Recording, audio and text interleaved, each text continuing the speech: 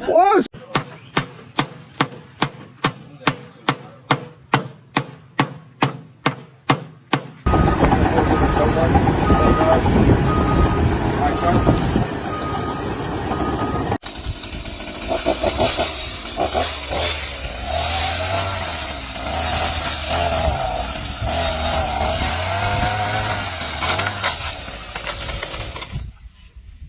Let him cook now! Let him cook! I said let him